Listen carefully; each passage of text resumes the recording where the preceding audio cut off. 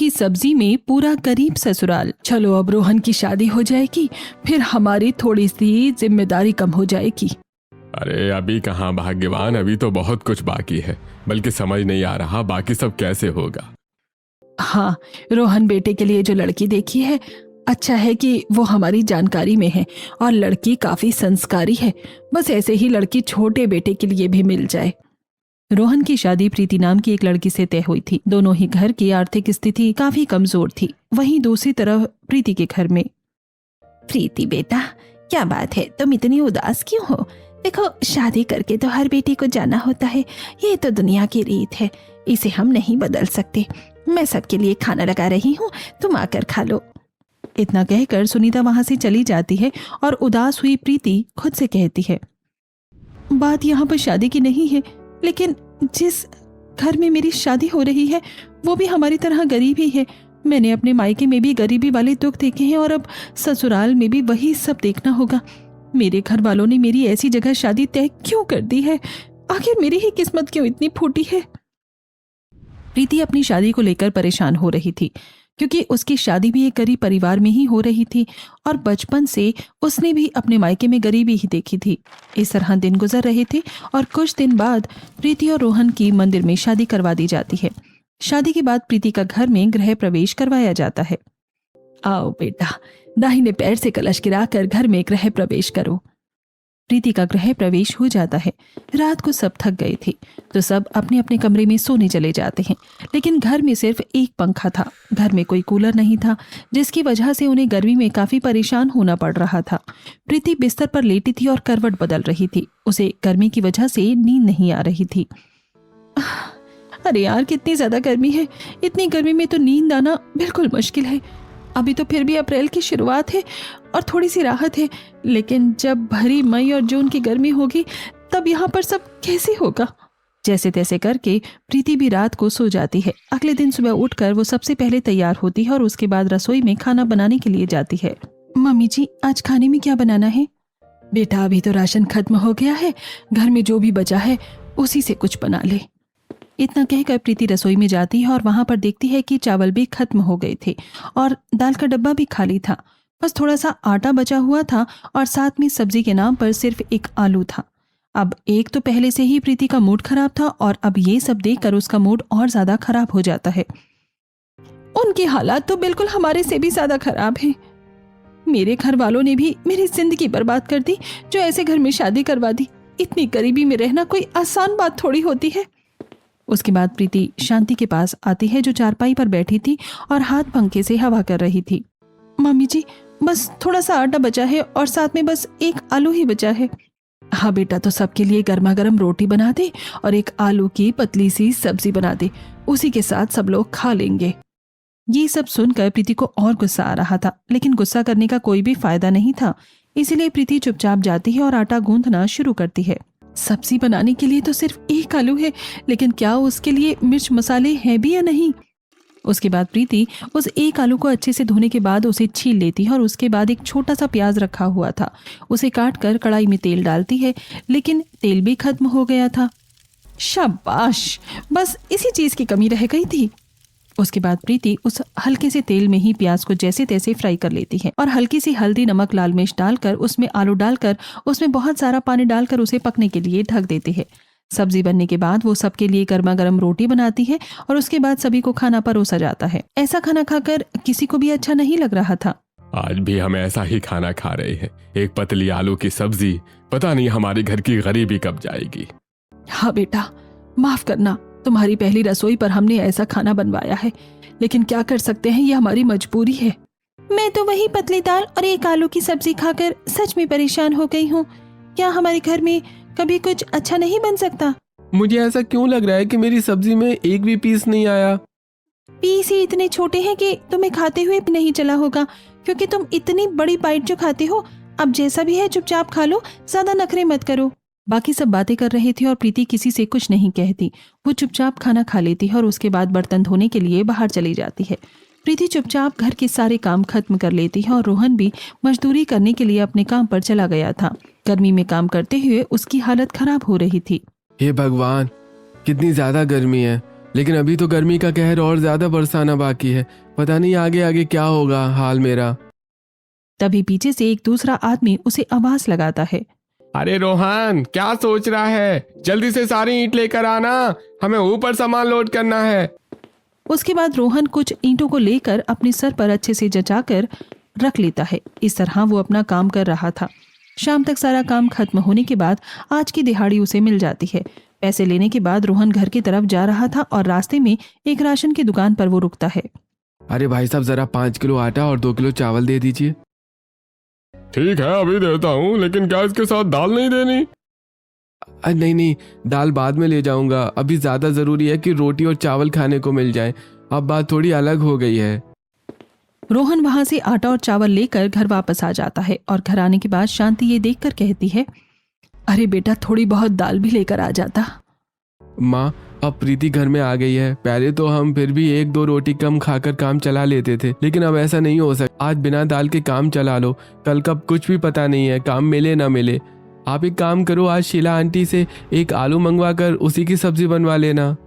ये बात प्रीति सुन रही थी और उसे बहुत गुस्सा आता है। वो चुपचाप रसोई में चली जाती है और वहीं दूसरी तरफ शांति अपनी बेटी रिया से कहती है, रिया बेटा, एक काम करो, तुम जरा शीला आंटी से जाकर एक आलू ले आओ। रिया शीला के घर जाती है। वो दरवाजा खटखटाती है और शीला दरवाजा खोलती है। दरवाजा खोलते ही जैसे शीला सामने रिया को देखती है तो मुंह बनाकर कहती है, लो जी, फिर से आ गई हमारे घर पर। आज भी जरूर कुछ मांगने ही आई होगी। वैसे भी इन लोगों की तो आदत ही इतनी बुरी है मांगने की। जब देखो बस भिखारियों की तरह मांगते ही रहते हैं। आंटी, घर में आलू की सब्जी खत्म हो गई है, क्या आप हमें एक आलू दे सकती हैं? हाँ बेटा, इनमें कौन सी नई बात है। तुम्हारे घर पर तो वैसे भी हमेशा सब कुछ खत्म ही हुआ रहता है। अभी रुको, अभी लाकर देती हूँ। शीला की बात सुनकर रिया को बहुत बुरा लगता है, लेकिन वो कर भी क्या सकती थी। ये सब बस उनकी मजबूरी ही थी। शीला अंदर से एक आलू लाकर देती है। अब हमारे घर पर आलू खत्म हो गया है, एक बचा था, मैंने लाकर दे दिया है। तुम्हारे तो फिर भी काम आ जाएगा। तुम एक आलू की सब्जी बनाकर जो पूरा परिवार खा ही लेते हो, पर हमारे यहाँ एक आलू का कोई काम नहीं, इसीलिए दे दिया।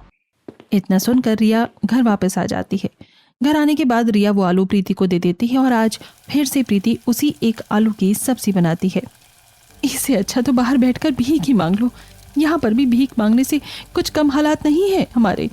पता नहीं इतनी गरीबी में कैसे अब गुजारा सब करेंगे। प्रीति गुस्से में खाना बनाती है और आज फिर से उसने एक आलू की पतली सब्जी बनाई थी और सभी घर वालों को खाने के लिए खाना परोसा जाता है।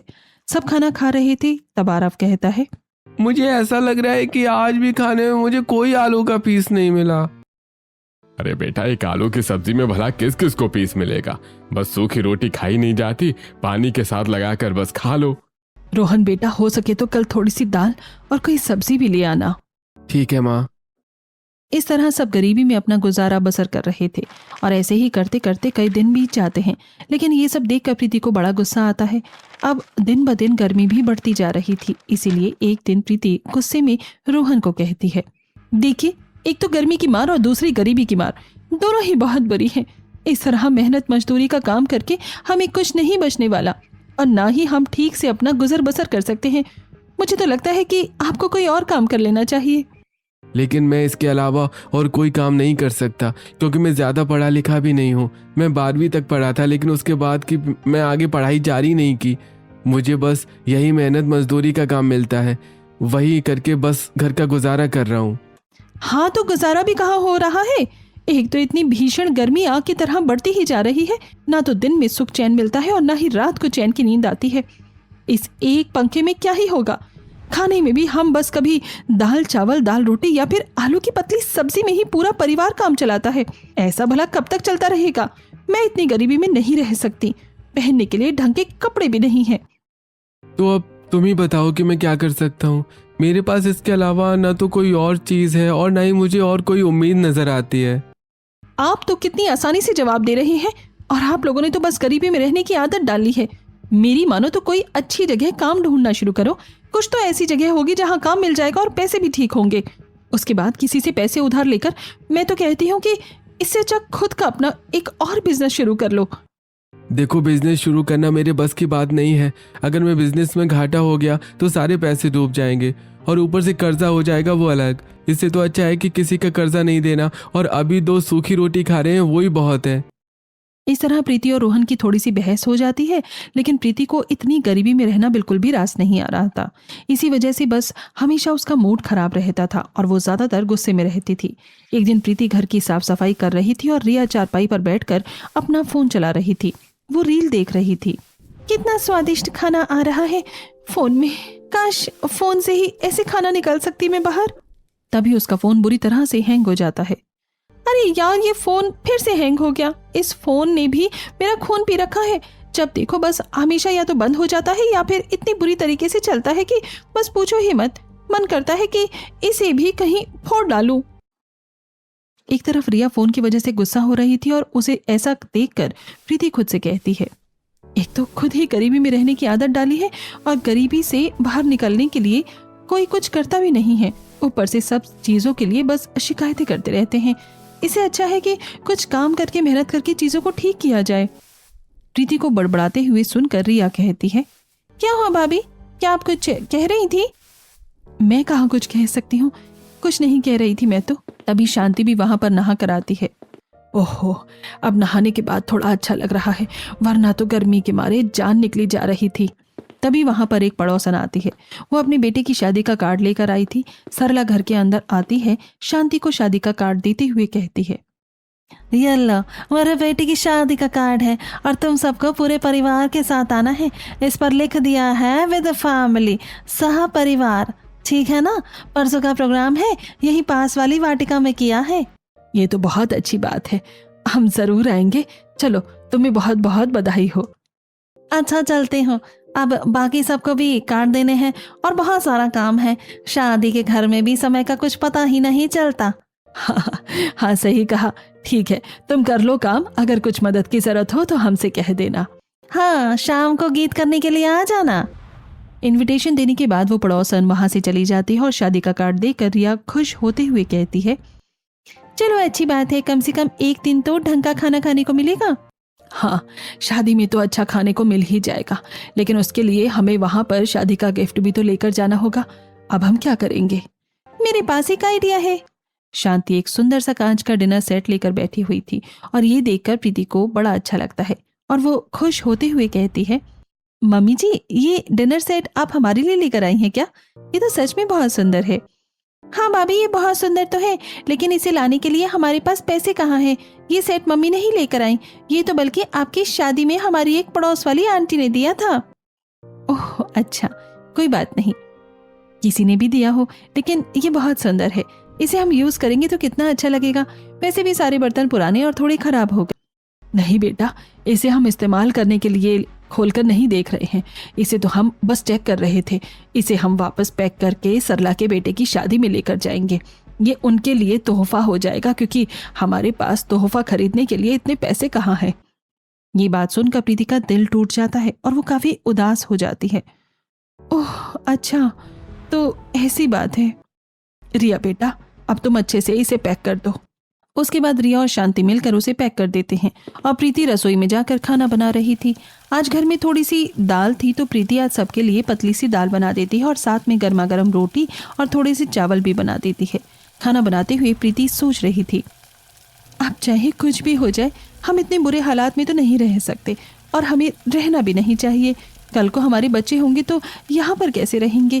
ये बात सोच सोच कर ही मेरी रूह कांप जाती है। वहीं दूसरी तरफ जब आज रोहन काम से घर वापस आ रहा था, आज रात को काम से आते हुए उसे काफी देर हो गई थी।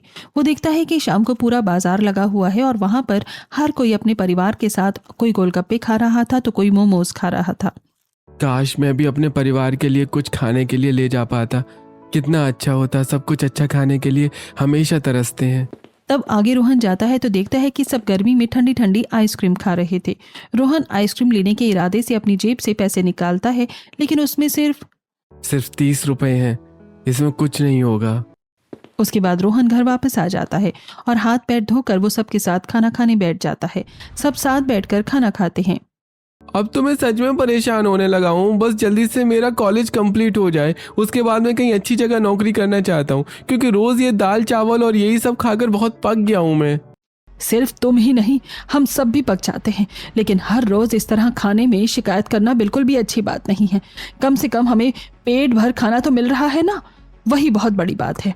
बस बहुत हो गया सबकी शिकायत करना। खाना खाते समय आज के बाद कोई कुछ भी नहीं बोलेगा। इस तरह शांति के फटकारने के बाद सब चुपचाप खाना खा लेते हैं। आज रात को फिर से प्रीति इस बारे में रोहन से बात करती है। देखिए, या तो आपको कुछ अच्छा करना है, वरना मैं इस तरह नहीं रह सकती। क्या तुम हमेशा बस मेरे पीछे ही पड़ी रहती हो? तुम अच्छे से जानती हो ना कि मैं कहीं और काम ढूंढने की कोशिश की थी, लेकिन मुझे कहीं काम नहीं मिल रहा है। ना ही मैं इतना पढ़ा लिखा हूँ जो मुझे अच्छी जगह काम मिल जाएगा। मेरी तो मती ही मारी गई थी जो अपने घर वालों की बातों में आकर इतनी जल्दी शादी कर ली। मेरी तो किस्मत ही फूटी है। अच्छा खासा पढ़ाई कर रही थी, सेकंड ईयर के एग्जाम भी दे दिए थे, बस थर्ड ईयर कंप्लीट करना बाकी था। लेकिन पता नहीं मेरे घर वालों को क्या शौक हुआ जो अचानक से मेरी शादी करवा दी। मेरा तो अब दम घुटने लगा है इतनी ज्यादा करीबी में रहकर। इतना गुस्से में भड़कते हुए प्रीति मुंह फेर कर सो जाती है और ये सब सुनकर रोहन को बहुत बुरा लगता है, लेकिन वो भी क्या कर सकता था। उसके बाद वो भी चुपचाप सो जाता है और अगले दिन प्रीति शांति के साथ बाजार जाती है। चलो बेटा, जरा आलू पूछ लेते हैं कितने के हैं। शांति एक ठेले वाले के पास जाती है। आलू कितने रुपए किलो है भैया? माँ जी, ये 25 रुपए किलो है, ये 30 रुपए किलो है, और ये एक तरफा आलू 10 रुपए किलो है। ठीक है, 10 रुपए किलो वाला आलू दे दो। प्रीति आलू छाटना शुरू करती है। अरे बहन जी, क्या कर रही हो? ये एक तरफा आलू है, आप इसे छांट नहीं सकते, इसीलिए तो सस्ता है। उसके बाद सब्जी वाला 1 किलो आलू दे देता है और वो घर आते हैं। घर आने के बाद जब प्रीति आलू छाटने लगती है तो सारे आलू खराब निकलते हैं। मम्मी जी, सारे आलू खराब निकले हैं। कोई बात नहीं बेटा, अब सस्ती चीज तो ऐसे ही होती है। जो आलू बच रहे हैं उनमें से आधे आलू की सब्जी बना लेना, आधे आलू बाद में काम आ जाएंगे। इतने सारे आलू में से कुल मिलाकर 7-8 आलू सही निकलते हैं, तो आज प्रीति सबके लिए 4 आलू की सब्जी बना लेती है। आज पहली बार मुझे एक आलू मिला है। मुझे तो 2 पीस मिले हैं आज आलू के। हाँ, आज सब्जी में ज्यादा आलू है, अब चुपचाप खा ली। खाना खाकर सब अपने अपने काम पर चले जाते हैं और रात को जब शादी में जाने के लिए वो तैयार हो रहे थे, प्रीति बेटा जल्दी चलो, हमें लेट हो रहा है। मेरा जाने का बिल्कुल भी मन नहीं है मम्मी जी। अरे बेटा चलो, सरला ही इकलौती है जिसके साथ हमारी सबसे ज्यादा बनती है और इस दुनिया में वही हमें समझती है। उसने पूरे परिवार को बुलाया है, अगर हम नहीं जाएंगे तो उसे बहुत बुरा लगेगा। शांति के कहने पर प्रीति मान जाती है और उसके बाद वो सब तैयार होकर वहीं पास की वाटिका में जाते हैं। शांति सरला को गिफ्ट देती है। तुम्हें और तुम्हारे पूरे परिवार को हम सब की तरफ से बहुत बहुत बधाई हो और तुम्हारे घर में बहुत बरकत हो और साथ में सब कुछ फलता फूलता रहे। हाँ, तुम्हारा बहुत बहुत शुक्रिया।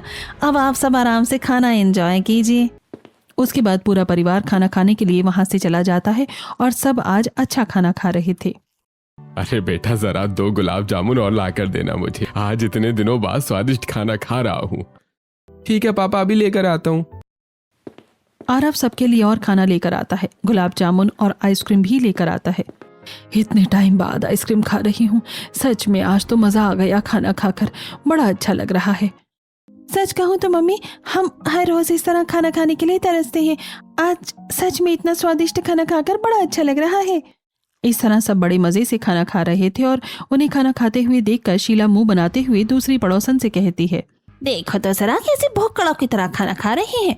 इन्हें खुद के घर पर तो खाना खाने को मिलता नहीं है, इसीलिए यहाँ आकर इतना ठोस ठोस कर खा रहे हैं। सच कहा तुमने, इन गरीबों को जरा सा भी सेंस नहीं होता कि किस तरह रहना चाहिए और किस तरह नहीं। खाना खाकर सब घर आ जाते हैं और आज सब काफी खुश थे। अगले दिन सुबह प्रीति आंगन में काम कर रही थी और वो देखती है कि नई नवेली बहू जिसकी अभी शादी हुई है, वो बहुत सुंदर साड़ी पहनकर और एकदम सुंदर साज श्रृंगार करके अपने घर के आंगन में कुछ काम कर रही थी। काश मैं भी इतना सुंदर श्रृंगार कर पाती। मैं भी नई नवेली दुल्हन थी, लेकिन मैंने नई साड़ी की जगह एकदम सस्ती सी नॉर्मल साड़ी पहनी थी। मैं भी अपने दिन बदलना चाहती हूँ, लेकिन सब कैसे होगा? काश मैं कुछ कर पाती। वहीं दूसरी तरफ आंगन में शांति और रिया बैठे हुए थे और वो देखते हैं कि गली में टिक्की वाला आया था और सब उससे टिक्की लेकर खा रहे थे। काश हम भी टिक्की खा पाते। बेटा, हम गरीबों की जिंदगी में ये सुख के पल पता नहीं कब आएंगे। यूं ही समय गुजर रहा था और रात को सब खाना खाते हैं।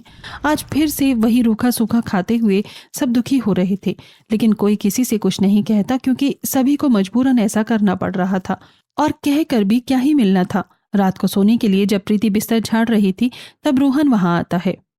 देखो, तुम्हारे कहे अनुसार मैं किसी से पैसे उधार लेकर बिजनेस तो नहीं कर सकता, लेकिन इतना कर सकता हूँ कि तुम्हारा 1 साल का कॉलेज बचा है, उसकी तुम आगे की पढ़ाई पूरी कर सकती हो। उसके बाद तुम चाहो तो जॉब कर सकती हो। ये बात सुनकर प्रीति खुश हो जाती है। क्या सच्ची?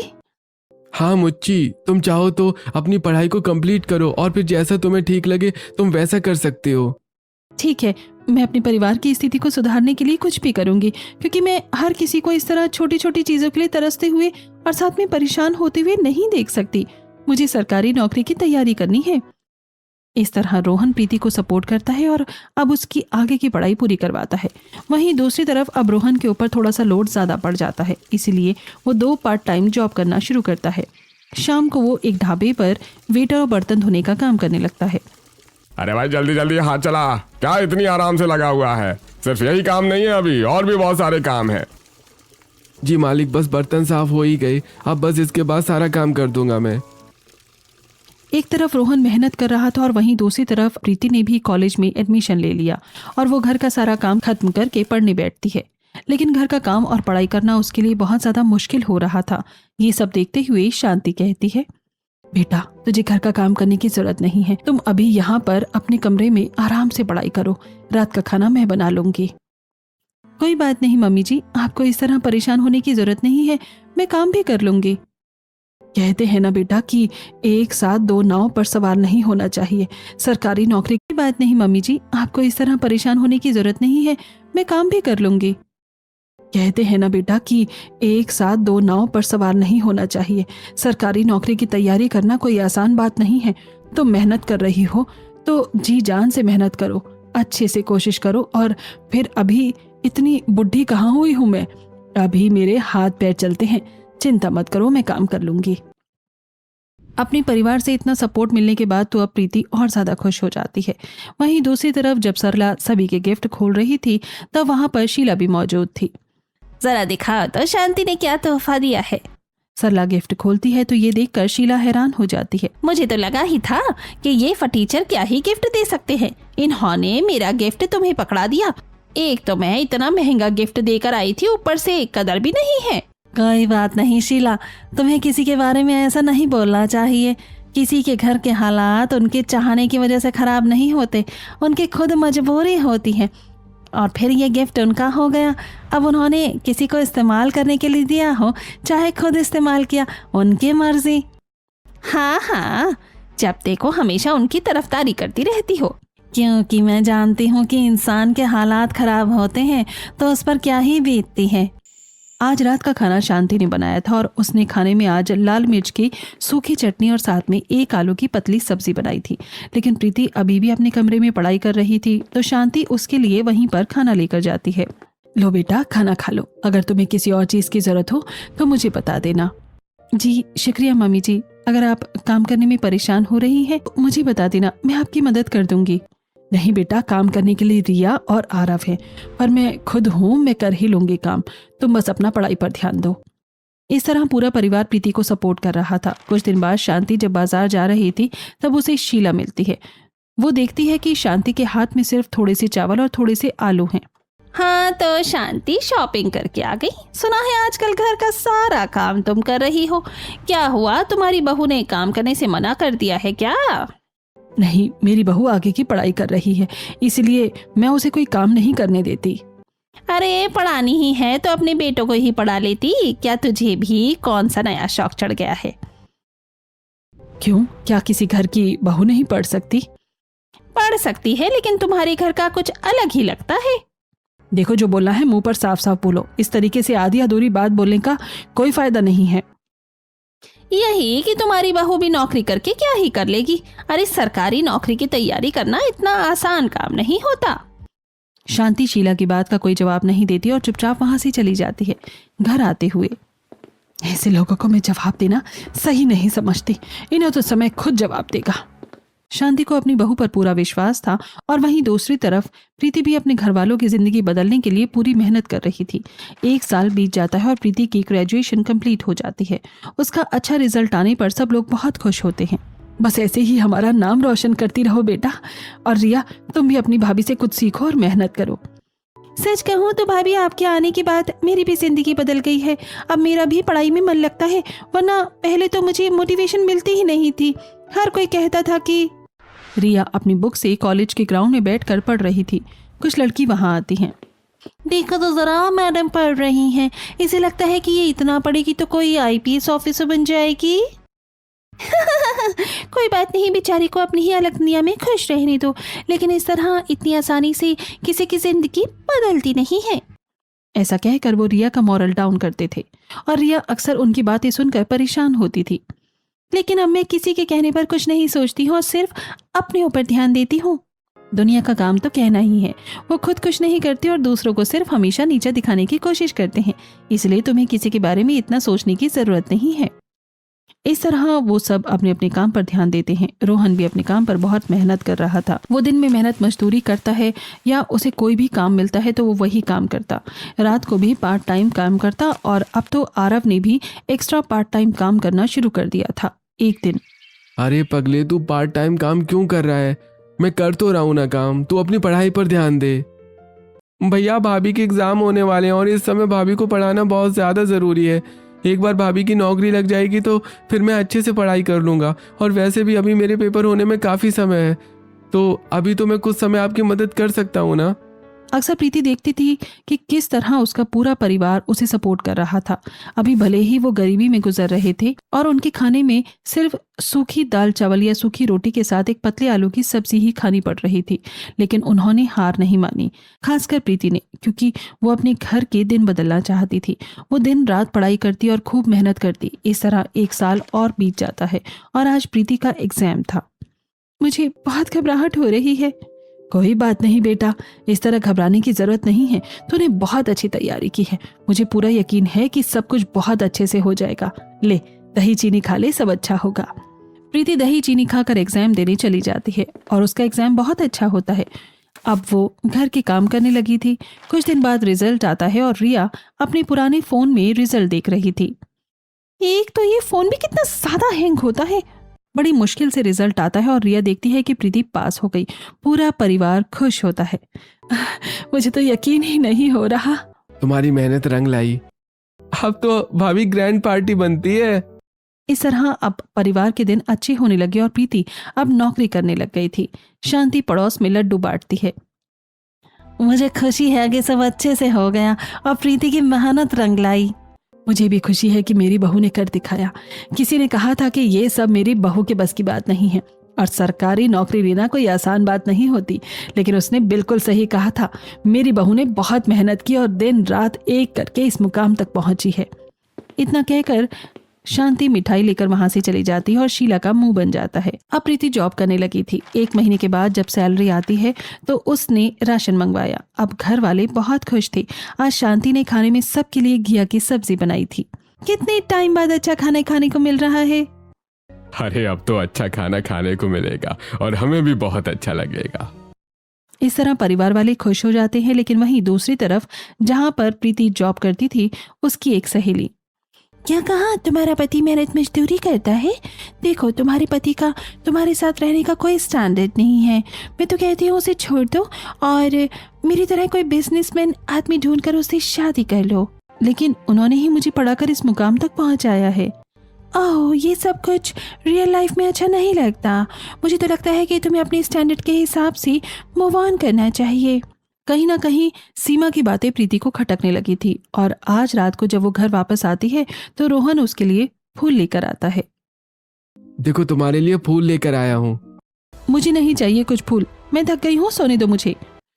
अगले कुछ दिन तक प्रीति रोहन से ठीक से बात नहीं करती और यहाँ तक कि वो घर में भी किसी से ठीक से बात नहीं कर रही थी। एक दिन जब जॉब के लिए तैयार होकर वो जा रही थी तब प्रीति ने अपनी पसंद की पिंक कलर की साड़ी पहनी। फाइनली आज मैंने अपनी पसंद के कपड़े पहने हैं। वो तैयार होकर जा रही थी। बेटा खाना ले जा। नहीं, मुझे खाना नहीं चाहिए। प्रीति वहां से चली जाती है।